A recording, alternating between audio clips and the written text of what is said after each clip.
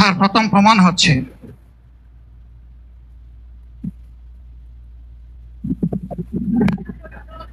একটা মানুষের দেশের প্রতি কতটা মূল্যবোধ, ভালোবাসা এবং ইমানদারিত্ব থাকলে এতটা অসুস্থ হওয়ার পরেও নিজের বক্তব্য জনগণের সামনে ফেস করে তারপরে তিনি হাসপাতালে গেল।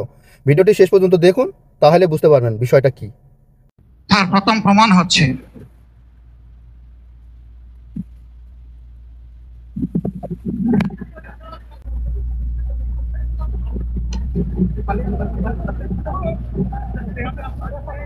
আপনারা অবস্থান করুন যার যার জায়গায়।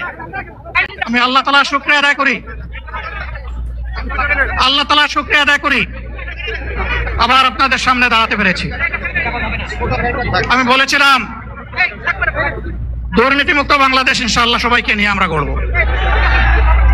আমরা কথা দিচ্ছি বাংলাদেশ জামাত ইসলামী যদি আল্লাহ তাআলার মেহেরবানি এবং সরকার জনগণের ভালোবাসা নিয়ে সরকার গঠন করে, তাহলে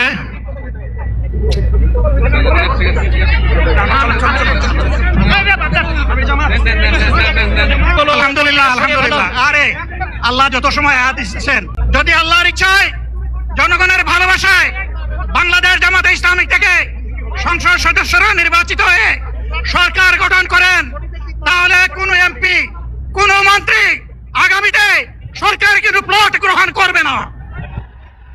কোন এমপি এবং কোন মন্ত্রী ট্যাক্সবিহীন কোন গাড়ি চড়বে না। কোন এমপি এবং কোন মন্ত্রী তার নিজের হাতে কোনো টাকা চালাচালি করবে না।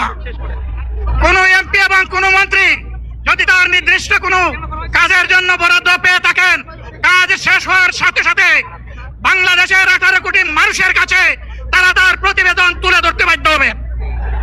সম্মানিত বন্ধুগণ, চাঁদা আমরা নিব না, দুর্নীতি আমরা করব না। চাঁদা আমরা নিতে দেব না, দুর্নীতি আমরা সহ্য করব না।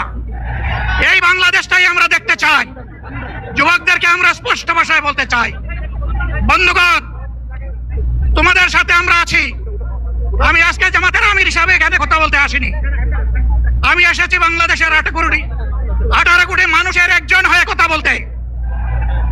আমি শিশুদের বন্ধু, আমি যুবকদের ভাই, আমি বয়স্কদের সহযোদ্ধা, আমার বোনদের আমি ভাই।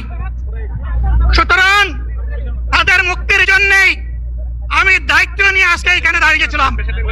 আল্লাহর ইচ্ছা শরীর আমাকে সাময়িকভাবে সহযোগিতা করে নাই, এটাও আল্লাহর ইচ্ছা যে এখন আল্লাহ আমাকে কথা বলার সুযোগ দিচ্ছেন।